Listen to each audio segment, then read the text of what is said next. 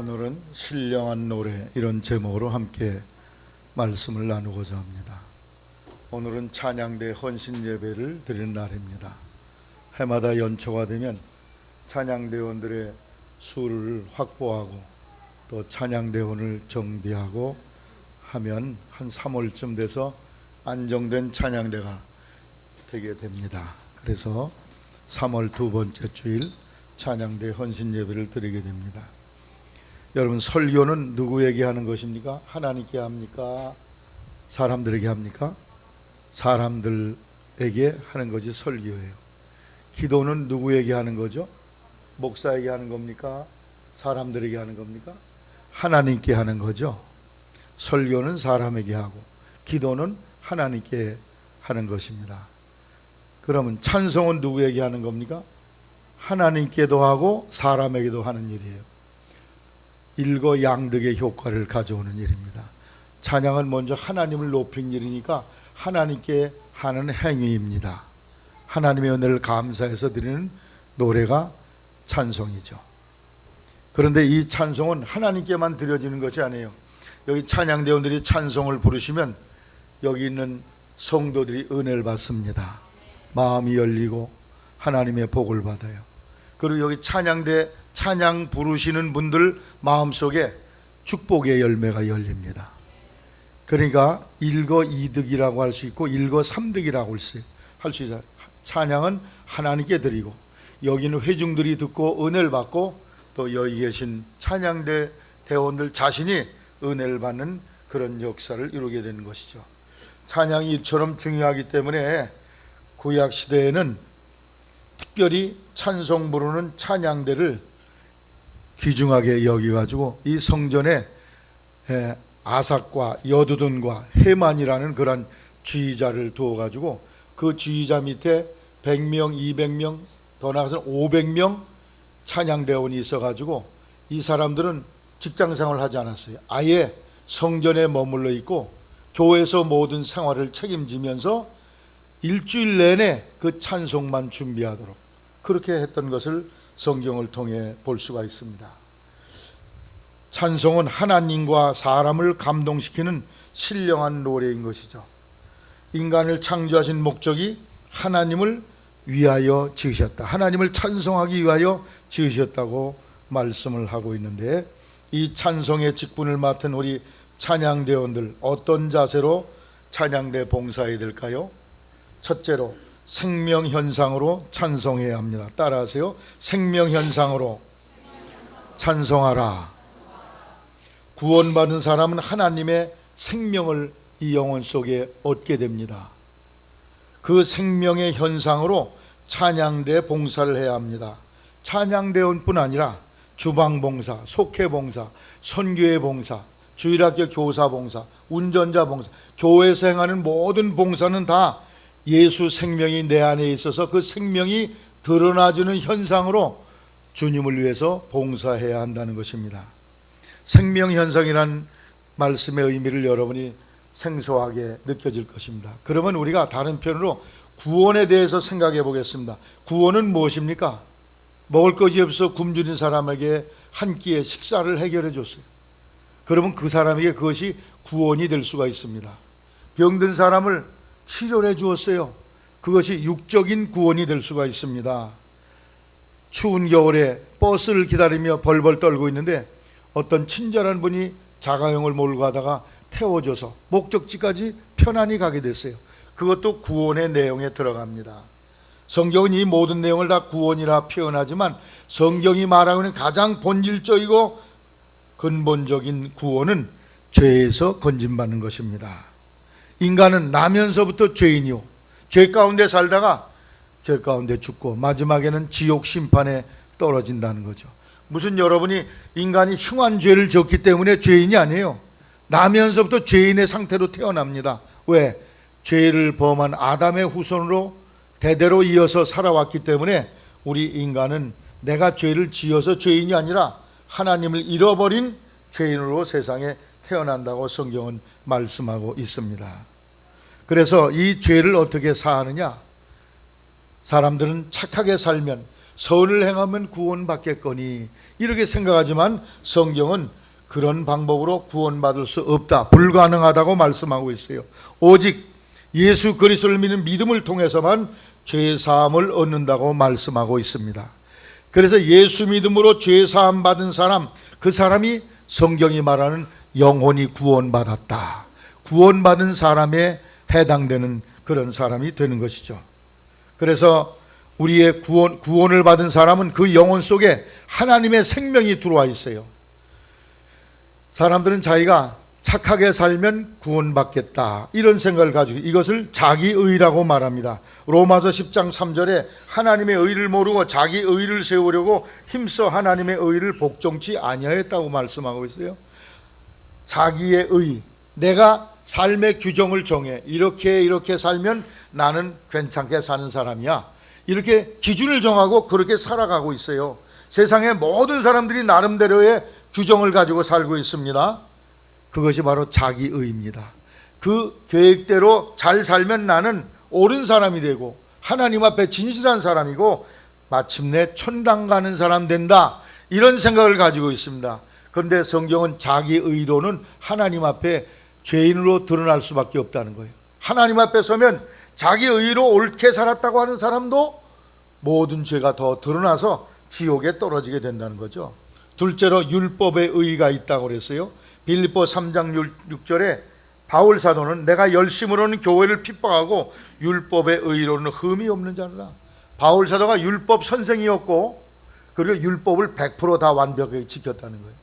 율법을 대표하는 것이 십계명입니다. 그런데 십계명 말고 십계명을 더 세분해서 만든 그러한 율법이 있는데 그것을 미시나라고 그러고 또는 장로의 유전이라고 성경에 말하고 있어요. 예수님이 그런 교훈할 때가 많죠. 너희들이 장로의 유전을 따르면서 부모를 불공경하고 있다. 장로의 유전이라는 건 언제 생겼느냐? 이스라엘 백성들이 바벨론의 포로로 잡혀가서 크게 회개합니다. 우리가 왜 이 모양 이 꼴이 됐냐? 왜 남의 나라에 끌려와서 이 처량하고 불행한 삶을 살게 되느냐?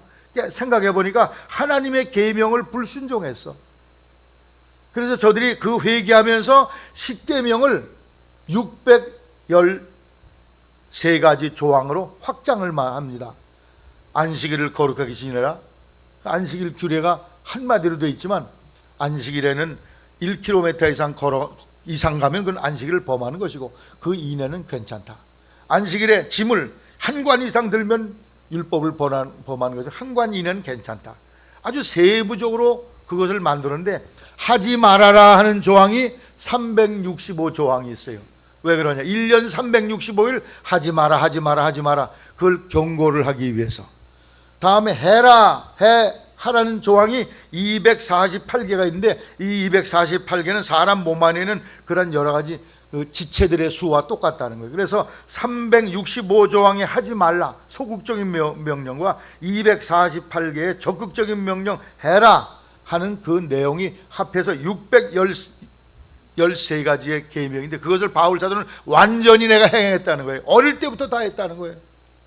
그러나 성경을 보면 이 장로의 유전을 완벽히 행했어도 하나님 앞에 서면 하나님의 빛 앞에 인간은 죄인으로 드러날 수밖에 없다, 그런 말씀이에요. 그래서 자기의나 율법의 의로는 구원받을 사람이 없고 하나님 앞에 설 수가 없고 오직 하나님의 의, 믿음의 의, 이것을 통해서만 하나님 앞에 구원받고 용서받는 인생이 된다는 것입니다. 이것은 죄를 예수님에게 뒤집어 씌워서 죽게 하심으로 내 죄를 대신해서 지옥의 형벌을 십자가에서 받게 하심으로 말미암아 인간을 죄와 죽음과 지옥과 저주에서 구원하셨다는 거예요. 신지오 따라해보세요. 예수님께서 신지오의 죄를 위해 죄를 대신해서 십자가에 죽으셨다. 마찬가지로 여러분 모두가 예수님이 내 죄를 예수님이 뒤집어 쓰시고 대신 지옥의 심판을 받았다는 그 믿음을 통해서 구원받는 것, 이것을 바로 믿음의 의라고 말합니다. 십자가의 은혜로 내가 구원받는 것입니다. 예수님께서 내 모든 죄를 뒤집어 쓰시고 대신 죄의 심판, 즉 지옥의 심판을 받으셨어요. 그러므로 이 사실을 믿음으로 죄에서 영원한 심판에서 구원받는 것이라는 것이죠. 여러분이 십자가에 달린 예수님이 여러분이 받을 지옥의 심판을 대신해서 받으셨음을 믿으시면 아멘 하시기 바랍니다. 마태복음 20장 28절에 예수님은 자기를 많은 사람을 위해서 자기 목숨을 대속물로 주기 위해서 왔다고 그랬어요. 마태복음 26장 28절에 이것은 죄 사함을 얻게 하려고 많은 사람을 위하여 흘리는 바 나의 피 곧 언약의 피니라. 예수님이 내 대신 죽어주심으로 말미암아 내가 죄에서 건짐받게 된다는 구원의 도리인 것이죠. 이 사실을 믿어야 하나님 옆에 의인이 되고 그 사람만이 죄와 지옥의 심판에서 건짐받아 천국에 이르게 된다는 것입니다. 하늘 높이 날던 독수리 한 마리가 땅에 있는 새끼양을 바르고 쏜살같이 내려가서 새끼양을 잡아채려고 그랬습니다. 그러나 독수리는 땅에 내려갔다 그만 빈손으로 다시 하늘을 펄럭이고 날아 올라갔습니다. 목동이 보고서 깜짝 놀라서 거기를 뛰어가 봤더니 죽은 것은 새끼양이 아니라 어미양이었어요. 어미양이 피를 흘리고 다 쓰러져 죽었는데 어미양의 네 다리 사이 피투성이로 된 그 어미양 사이에서 새끼양이 꼬물꼬물거리고 나왔습니다. 새끼양이 죽을 것 같으니까 어미가 그걸 보고서 즉시 가서 자기 새끼양을 품고 어미가 대신에 눈이 뽑히고 찢겨서 생명을 잃어버린 것이죠. 바로 여기 나온 이 새끼양이 여러분 자신이에요. 나 자신입니다. 나를 살리기 위해서 사탄 마귀의 권세에서 우리를 건지기, 죄의 심판에서 우리를 건지기 위해서 예수님이 대신 오셔서 나를 대신해 죽어주셨다는 것입니다. 예수님은 죄로 인해 죽을 수밖에 없는 우리를 위해 십자가에 죽으심으로 우리를 살려주셨습니다. 십자가의 저주는 우리가 받아야 할 저주인데 이 저주와 고통에서 예수님이 대신 받으심으로 우리를 대신해서 그 저주를 짊어지심으로 우리는 영원한 저주와 고통에서 해방되게 되었다는 것입니다. 할렐루야. 이 예수님의 은혜로 말미암아 우리가 죄사함을 받습니다. 그래서 요한복음 1장 29절에 사도 세례 요한은 예수님을 보고서 보라 세상 죄를 지고 가는 하나님의 어린 양이로다. 이 예수님의 거룩하신 은혜로 우리가 구원을 받습니다. 인류의 죄를 속하기 위해 약속대로 오신 예수님이 여러분을 구원했다는 사실을 믿으실 때에 여러분 구원을 받아요. 다른 말로 영생을 얻는다고 말합니다. 요한복음 3장 16절에 하나님이 세상을 이처럼 사랑하사 독생자를 주셨으니 이는 저를 믿는 자마다 멸망치 않고 무엇을 얻어요? 영생을 얻게 하려 함이라. 영생이 뭡니까? 지옥. 영생이 뭐예요? 교회에서 영생이라는 얘기 많이 들었죠? 응? 영생이 뭐예요? 영원히 살아요. 예, 영생이라는 말은 그 문자 그대로 하면 영원히 산다는 뜻이에요. 영어 성경을 보니까 킹제임스 성경에도 everlasting life라고 해서 everlasting은 시간적으로 영원하다는 뜻이에요. 또 ASB 아메리칸 스탠다드 성경에 보니까 거기는 eternal life, eternal은 건 영원하다는 것입니다. 시간적으로 오래 끝이 없이 산다, 그런 의미를 가지고 있어요. 그런데 이 시간적으로 오래 산다는 이런 우리 번역 성경보다 그리스말 성경은 아주 본질적인 뜻을 말하고 있어요. 이 영생이란 말을 따라하세요. 하나님의 생명. 그리스말은 조에라고 되어 따라 조에. 조에란 말은 하나님의 생명이란 말이야. 그래서 예수님을 영접하면 우리 속에 하나님의 생명이 들어오셔요. 할렐루야. 그러니까 하나님의 생명이 들어오니까 하나님이 영원하신 것처럼 우리도 영원히 살 수 있다, 그런 의미가 있지만 그냥 시간적으로 영원히 사는 걸로만 끝나는 게 아니에요. 그 하나님의 생명 조회 속에는 죄를 속함 받아요. 죽음에서 해방을 받습니다. 기쁨과 평화와 자유와 쉼을 얻습니다. 근심과 걱정을 극복할 수 있어요. 소망이 충만하고 병을 치료하고 저주와 빈곤에서 벗어나게 하시고 평안과 사랑이 솟는 삶을 살고 시험과 도전과 위기를 극복하는 승리의 삶을 살 수 있고, 그 하나님의 생명 속에는 시간적으로 오래 산다는 그런 의미보다 더 많은 뜻이 포괄적으로 포함되어 있다는 것을 여러분이 기억하게 되시길 바랍니다. 여러분, 지옥과도 영원히 죽지 않아. 지옥과도 시간적으로 영원히 존재해. 그 고통을 영원히 느껴요. 그러면 지옥에서도 영생한단 말입니까? 아니죠. 그거는 영원한 심판을 말하는 거고, 하나님의 생명을 받은 사람만이 하나님의 생명, 영생, 조회, 영원한 기쁨과 평안과 행복과 즐거움을 누리며 사는 승리자가 될 줄로 믿습니다. 여러분이 예수님을 믿음으로 구원받을 때 하나님의 생명이 여러분 속에 들어옴을 믿게 되시기를 바랍니다. 생명이 여러분 속에 들어와 있으면 아멘 하시기 바랍니다. 그러면 생명이 있으면 생명의 현상이 일어나게 돼 있어요. 여러분, 고추씨 요즘 심으셨죠? 구경의 권사님 고추씨 심어서 싹이 났어요? 그러면 이게 얼마 있으면 줄기가 솟고 꽃을 피우고 고추 열매를 맺잖아요. 그런데 저녁에 주무시기 전에 고추밭에 가서 고추야 벌떡 자라거라 그러고 나오세요? 안 나오세요? 왜 안 하실까? 꽃을 피거라 그러고 소리치고 나오세요? 고추를 빨갛게 맺거라 그러고 소리치세요? 그걸 안 해도 제절로 자라. 이놈들이 시키지 않아도. 그게 뭐예요? 고추 씨 속에 생명이 들어있어요. 할렐루야. 고추 씨를 만일 물에다 펄펄 끓여가지고 심으면 그런 현상이 안 나타나. 왜? 생명을 죽여버렸기 때문에. 그런데 살아있는 고추 씨, 호박 씨든지 배추 씨든지 무슨 씨든지 간에 심고 나면 저절로 그놈이 자라나. 이렇게. 그게 뭐라고요? 생명 현상이라는 거예요. 생명. 여러분 속에 예수님의 생명이 들어가면 이게 자연적인 현상이 일어나게 돼 있어. 자연이 저절로. 이게 바로 생명 현상인데, 여러분의 마음에 세상이 알 수 없는 평안과 기쁨이 주어져. 행복함이 느껴져. 세상 만사가 내 뜻대로 됐기 때문에 기쁜 게 아니에요. 예수님이 주신 생명이 내 속에서 싹을 틔우고 자라서 세상이 줄 수 없는 평안과 행복을 주시고, 세상이 알 수 없는 영원한 천국의 소망을 주시고, 위기와 어려움이라도 그걸 이겨낼 수 있는 힘과 능력을 내게 공급하시고, 이 자연스러운 현상이 일어나게 되어 있다는 말씀이에요. 여러분 속에 하나님의 생명으로 충만하다면 여러분 속에 이것이 자연스러운 저절로 일어나는 그러한 일이 될 줄로 믿습니다. 하나님께 충성하는 것은요, 이런 생명 현상으로 충성을 해야 돼요. 너는 집사지, 그러니까 찬양대 해야 돼, 이래가지고는 못하는 거예요. 너는 권사니까 주일학교 교사해야 돼, 이렇게 시켜가지고는 안 돼. 내 속에 생명이 일어나면요, 저절로 기도하고 싶은 마음이 일어나고, 저절로 봉사하고 싶어. 아유, 주방에 가서 밥도 하고 싶고, 찬양대 안 시켜주나, 주일학교 교사 좀 하고 싶다. 이런 생명 현상이 여러분 속에 저절로 일어남을 믿게 되시기를 바랍니다. 마태복음 13장 31절에 겨자씨 비유가 있어요. 천국은 마치 사람이 자기 밭에 갖다 뿌린 겨자씨 하나를 같으니 싹을 내고 자라서 큰 나무가 되며 공중에 새들이 와서 깃들인다 그랬습니다. 겨자씨가 크기가 얼마나 하냐면, 여러분이 볼펜으로 점을 딱 찍으면 여기 점만 해요. 꼭 예전에 채송화라는 꽃이 있었는데 요즘 잘 보기가 힘들죠.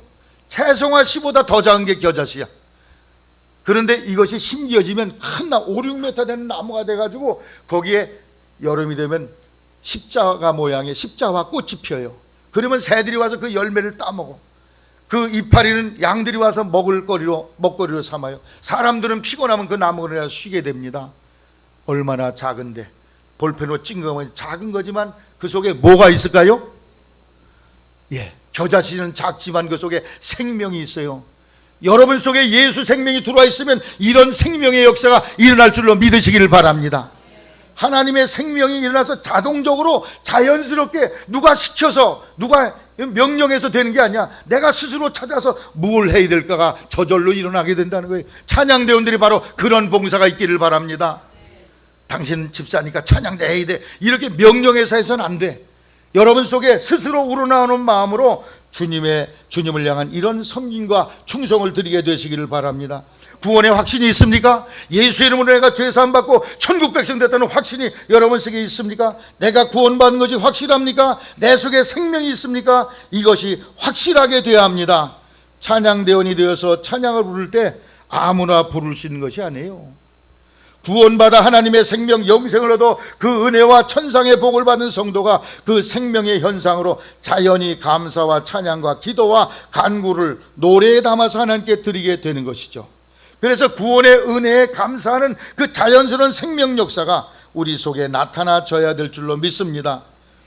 시편 63편 3절 말씀에 이런 말씀이 기록되어 있어요. 내가 기쁨에 가득 찬 입술로 주님께 찬양을 드리려 합니다. 왜? 주님께서 나를 도우셨기 때문에 내가 즐겁게 노래하려 합니다.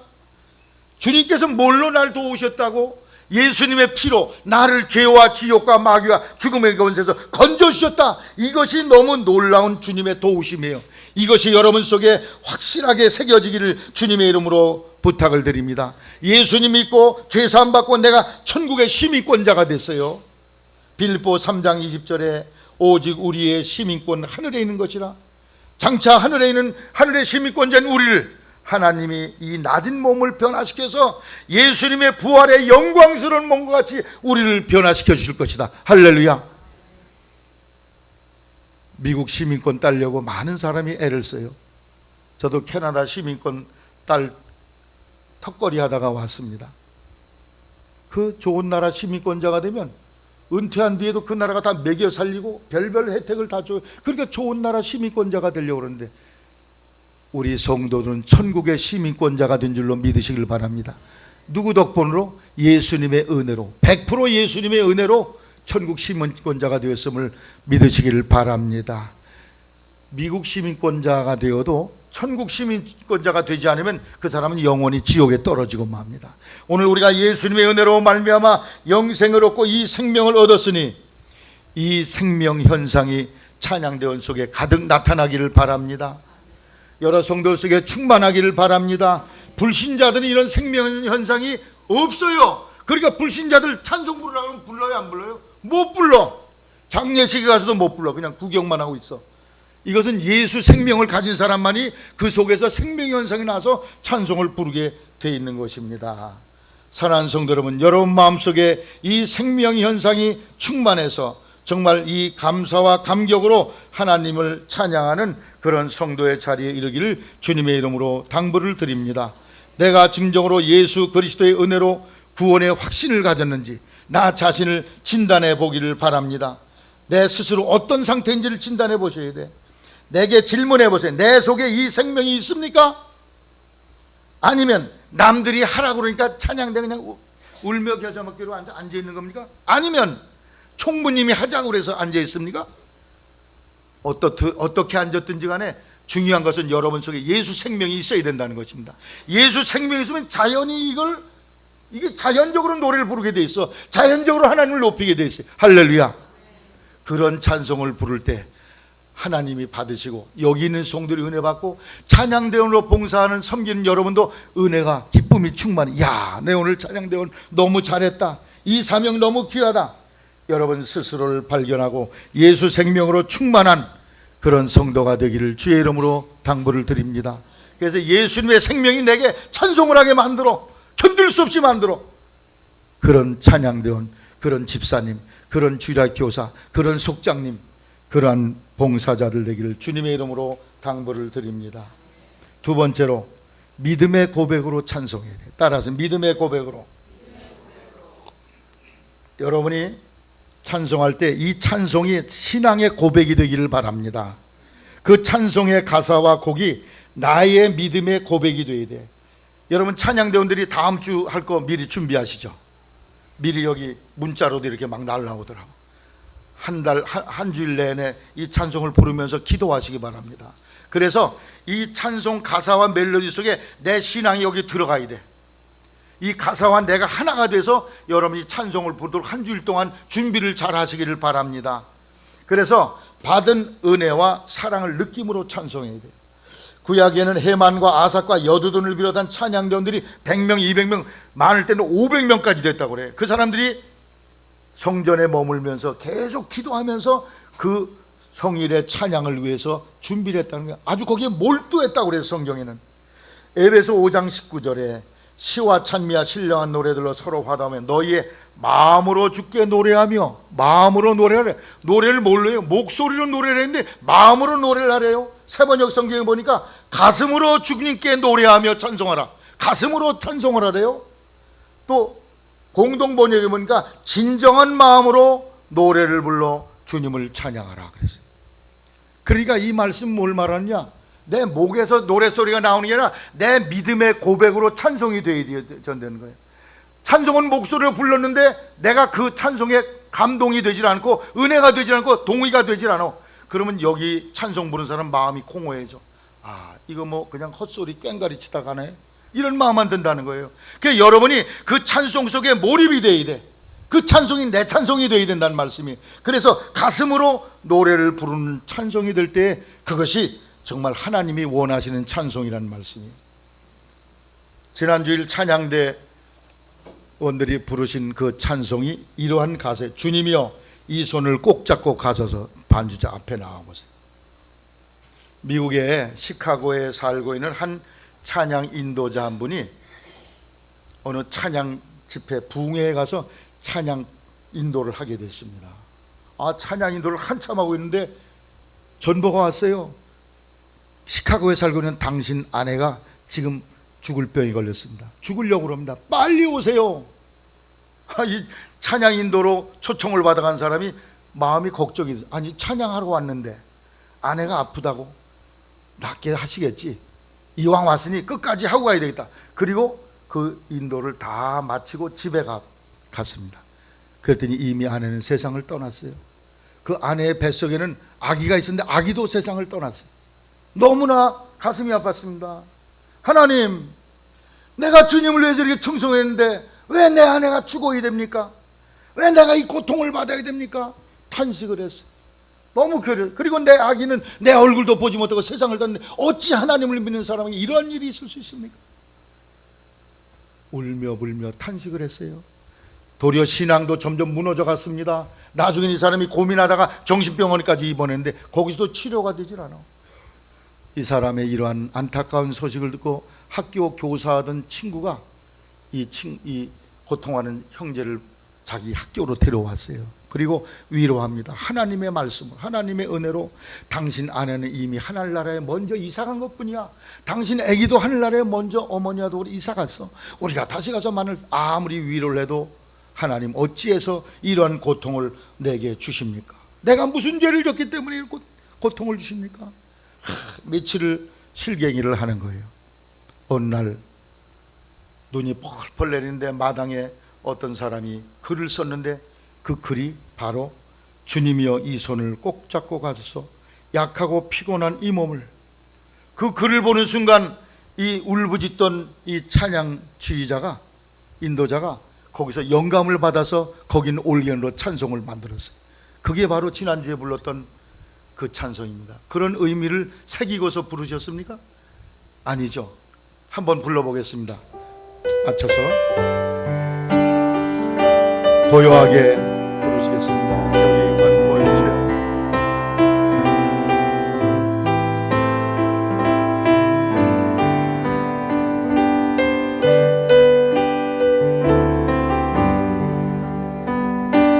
주님여 이 손을 꼭 잡고 가소서 약하고 피곤한 이 몸을 폭풍우 감소 해치사 빗줄 오날인도 가소서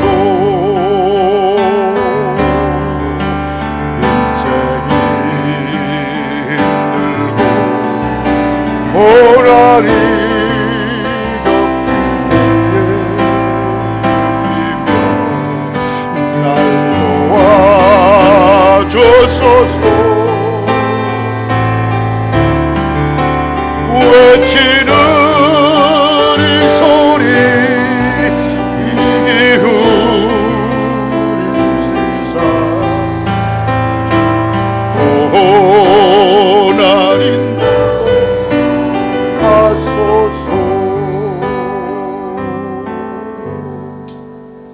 믿음의 고백으로의 찬양이 되어야 합니다. 찬송에 내 마음이 올려져 있어야 합니다. 마음으로 주께 노래하며 가슴으로 주님께 노래함, 진정한 마음으로 노래를 불러 주님을 찬양하게 되시길 바랍니다. 여러분이 오늘 제 설명을 듣고 찬송을 보니까 가슴에 와닿는 내용이 다르죠? 지난주에 불렀던 것과 이 찬송의 의미를 새기는 것과 또 다를 것입니다. 목소리만이 아니라 내 삶에 새겨진 사랑과 은혜를 드리는 찬송, 뼛속 깊이 아로 새겨진 그 놀라운 사랑을 하나님께 드리는 찬송이 여러분의 찬송이 되시기를 바랍니다. 그때 하나님이 영광을 받으시고 이 찬송 듣는 성도들이 감동으로 마음은 열리고 은혜를 받게 될 것입니다. 제가 광림교회 있을 때 찬양대원들이 수백 명이고 1부, 2부, 3부, 4부 또 여선교회, 남선교회 어마어마한 찬양대가 있어요. 찬양대 할 때마다 여기 가수가 나와서 이태리 가서 공부하고 독일 가서 공부하고 유럽 가서 공부하고 미국 가서 공부한 유명한 가수들이 나와서 찬송을 불러요. 지휘자는 서울시 교향악단 지휘자. 찬양대를 위해 어마어마한 비용을 교회에서 투자합니다. 난 거기 회중석에 앉아서 이런 생각을 들었어요. 저 사람이 정말 저 찬송 가사를 믿음으로 부르는 것일까? 아니면 목소리로 많이 훈련돼서 훌륭한 목소리이기 때문에 부르는 것일까? 오케스트라를 위해서도 엄청난 비용을 들여서 준비를 합니다. 제 생각은 그래요. 유명한 가수가 아니면 어때요? 우리가 예수 믿는 사람이에요. 예수 믿는 성도들이 구원받은 감격과 믿음으로 생명 현상으로 내 믿음의 고백을 실어서 하나님께 찬송 부른다면 곡이 좀 틀리면 어떻습니까? 여러분, 이런 찬양이 되시기를 바랍니다. 하나님은 유명한 가수로 이거 트레이닝된 사람 그걸 원하는 게 아니야. 내 믿음의 고백이 이 찬송 속에 실려 있기를 원하고 여러분의 신앙 고백이 바로 그 찬송이 되기를 하나님은 원하신 줄로 믿습니다. 여러분, 찬송의 샘이 마르지 않도록 늘 깨어 그 찬송을 놓고 기도하시기를 바랍니다. 습관적으로 입만 뻥끗하는 껍데기 찬송 부르면 여러분 영혼이 죽습니다. 여러분의 신앙 고백이 되도록 하세요. 느헤미야 8장 10절에 여호와를 기뻐하는 것이 우리의 힘이니라. 가사를 새기면서 그 의미를 새기며 부르면 영적 진리를 깨닫게 되고 공감하게 되고 그것이 내 신앙 고백이 되어집니다. 찬송 487장을 지은 조셉 스크람이라는 분은 1819년 아일랜드의 더블린이라는 곳에서 태어나서 트리니티 대학이라는 인류대학을 졸업하고 아주 훌륭한 가문에서 잘 나가는 인생이었어요. 결혼을 약속한 그날 자기 약혼자가 결혼식 전날 자기 집에 오다가 그 다리를 건너야 되는데 다리를 건너면서 다리에서 떨어져서 물에 빠져 익사해 죽었습니다. 있을 수 없는 일이 일어났어요. 엄청난 충격과 고통을 겪으면서 그 고통을 이기기 위해서 갖은 애를 쓰고 노력을 합니다. 그러다 그는 그 고통의 장소인 자기 동네를 떠나서 캐나다로 이민을 갑니다. 거기 가서 신앙생활을 열심히 하면서 봉사를 하고 있는데 어느 날 어머니가 돌아가시게 됐다는 그런 소식이 왔어요. 어머니가 너무 아프다. 빨리 와봐라. 갈 수가 없었어요. 그때 그가 하나님께 할 수 있는 일은 오직 엎드려 기도하는 길뿐이었어요. 그래서 어머니에게 위로와 친구가 되어주시기를 간절히 바라는 마음으로 걱정, 근심, 무거운 짐 우리 주께 맡기세. 그 찬송 가사를 짓게 됐어요. 죄짐 맡은 우리 구주 어찌 좋은 친구인지. 그래서 주님께 기도하면서 어머니의 치료를 위해 간절히 기도를 하게 됩니다. 그런데 그는 캐나다에서 또 어떤 여자분을 만나서 재혼하게 돼요.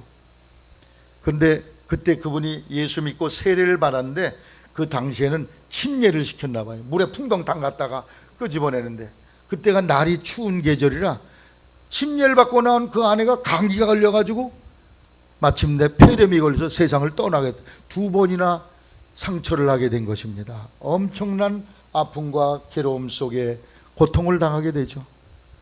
남들은 한 번도 겪을까 말까 하는 일을 이 젊은 청년이 두 번이나 겪게 돼요. 그리고 그가 마지막에는 캐나다를 떠나서 자기 고향으로 왔더니 뭐 캐나다 돈 많이 벌고 성공한 사람이 아니고 거기서 목회자로 일을 하다가 고향으로 돌아왔더니 먹던 음식을 던지면서 저 초라한 봐라 비난을 하고 있어요. 그래서 그가 그 찬송가의 마지막 절을 지었습니다. 친구들이 무시하고 당신을 버리십니까? 기도로 주님께 고하십시오. 주님 품에 당신을 안고 주님의 품에서 주님이 당신을 안고 보호하실 것이요 그거에서 위안을 받게 될 것입니다. 찬송의 가사와 그것이 기록된 그 배경과 의미를 새기면서 여러분이 찬송으로 준비하기를 주의 이름으로 당부를 드립니다. 여러분이 잘 아신 책 나의 갈 길 다가도록 예수 인도하시니, 이 찬송은 페니 크로스비라는 그런 여자분이 지으셨는데, 이분은 자기 집에 유모가 안질병이 생겼는데 잘못된 안약을 발라서 어릴 때부터 실명이 돼버렸어. 엄청난 불행을 겪게 됩니다. 그러나 그 위기 속에 그는 예수님을 영접하고 하늘 문이 열리고 천개의 문이 열려서 찬송가를 무려 9,000곡을 짓게 됩니다. 어느 날 그가 누구에게 돈을 더 줘야 되는데 꼭 $5가 모자라요. 그래서 $5를 놓고서 간절히 기도합니다. 하나님, $5가 필요한데 제게 지원해 주시기를 바랍니다. 간절히 기도했는데 어느 날 노크 소리가 들렸어요. 어떤 이 페니 크로스비를 만나고자 원하는 분이 찾아왔어요. 크로스비 선생님, 내가 선생님의 명성을 듣고 그 찬송의 은혜를 받고 꼭 가서 뵙고 싶었는데 오늘에 와서 만나게 됐네요. 너무 감격스럽습니다. 대화를 나누고 가면서 손에다 무얼 하나 쥐어주고 갔어요. 그분이 가신 뒤에 그 쥐어준 것을 열어보니까 $5가 그 손에 쥐어져 있었습니다. 이 사람이 얼마를 놓고 기도했어요? $5를 놓고 기도했는데 하나님이 $5를 정확하게 채워주셨다는 말씀이. 할렐루야. 나의 갈 길 다가도, 언제까지? 내가 부족하고 모자란 때도 주님이 그때까지도 인도하시고 책임지신다. 이 고백으로 여러분이 찬송을 부르신다면 찬송 속에 하나님의 생명이 넘치게 될 줄로 믿습니다. 믿음의 고백으로 찬송 가사와 곡과 거기에 내 신앙을 얹어서 내 가슴으로 찬양드리는 우리 찬양대원들 성도를 내시기를 주의 이름으로 당부를 드립니다. 끝으로 찬송하면 하나님의 역사가 일어납니다. 찬양하면 악신이 떠나고 병이 고침을 받습니다. 사무엘상 16장 23절에 사울을 괴롭히던 악신이 다윗이 수금을 타니까, 찬송을 타니까 악신이 떠나갔다고 그랬어요. 여러분이 몸이 아프세요? 걱정 근심거리가 많으세요? 여러분 예배당 나와서 큰 소리로 하나님께 찬송을 1시간 2시간 불러보시기 바랍니다. 여러분이 치유의 기적을 경험하면 여러분의 문제를 해결할 새 힘과 능력을 하나님이 공급해 줄 줄로 믿습니다.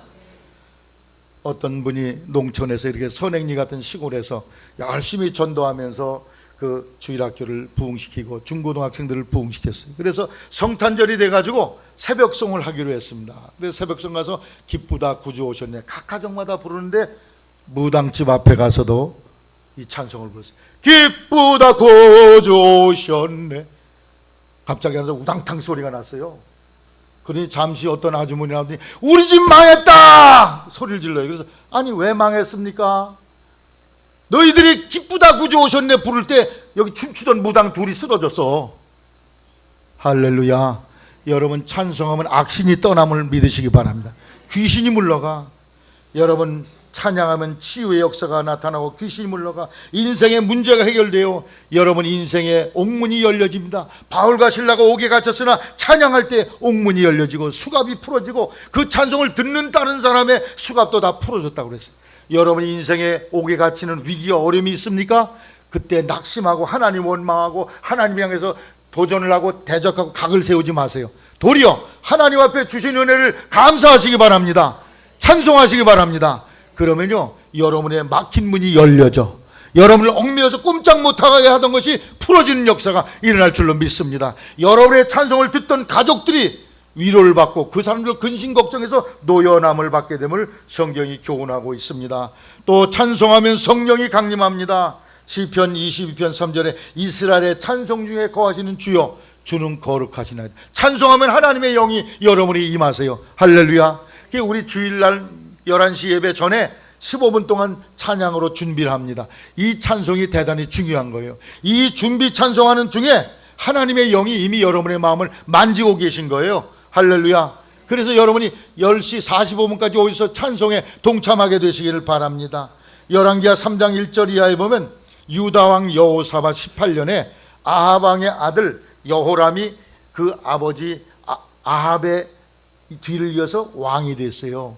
근데 두 집안이 다 이제 혼인을 해서 이렇게 한 집안이 됐습니다.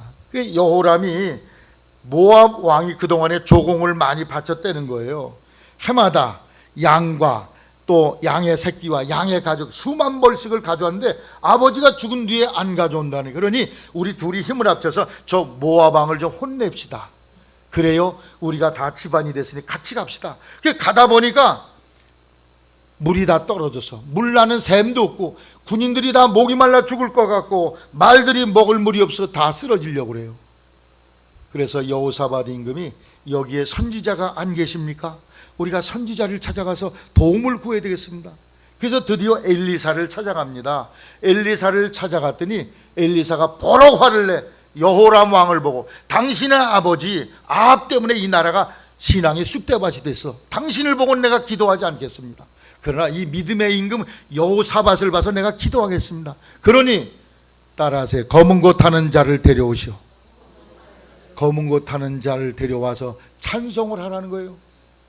아니 엘리사가 어떤 사람이에요? 엘리야의 영감을 갑절이나 받은 사람인데 그래요? 말하시오. 내가 즉답하겠습니다. 이러지 아니하고 엘리사도 영감이 다 떨어져서 아무 생각도 안 날 때가 많은 거야. 영감을 일으켜 세우려면 뭘 해야 돼요? 찬송을 해야 돼. 검은 고 타는 자를 찬송을 불렀더니 하나님의 계시가 임했어요. 이 전쟁은 하나님이 이기시게 하십니다. 당장 가서 여기다가 웅댕이를 많이 파십시오. 그랬더니 물이 쫙 고여들었습니다. 그래서 말도 먹고 병살도 물을 먹고 기운을 차렸는데 다음날 아침에 모압 왕이 군사를 이끌고 내리닫는 거예요. 왜 그런가 알아봤더니 그 아침에 해가 뜨면서 그거야 물이 비쳐가지고 뻘겋게 이렇게 비치니까 아람 임금이 이스라엘과 유다가 서로 지끼리 싸워서 다 죽었나 보다, 피 흘렸나 보다. 그러고 와서 보니까 그게 아니야. 물이 잔뜩 고여서 이스라엘 백성들은 군인들이 힘을 얻어서 말도 힘을 얻어서 전쟁을 준비하고 있어요. 맞닥뜨려서 결국 모압을 물리쳤다는 거예요. 할렐루야. 언제 영감이 임했어요? 찬송할 때. 찬양대가 찬송하면 여기 성도들이 은혜를 받아요. 여러분 자신이 은혜를 받아, 목사도 은혜를 받아요. 할렐루야. 하나님의 영감이 임하게, 성령이 강림하게 됩니다. 할렐루야. 여러분 찬송하면 하나님의 기적이 나타나죠. 찬송 많이 해서 승리하는 우리 찬양대 성도들 되시기를 바랍니다. 신령한 노래로 주님을 높입시다. 생명 현상으로 찬송해. 내 속에 예수 생명이 있어야 이 찬송이 나오는 거거든. 이러한 생명 현상으로 찬송하시고 믿음의 고백의 찬송이 되기를 바랍니다. 목에서 부르는 것이 아니라 신앙 고백으로 내 가슴의 찬송으로 불러서 여러분의 영과 삶이 풍요함을 얻고 찬송함으로 하나님의 놀라운 기적을 경험하기를 주의 이름으로 축원합니다.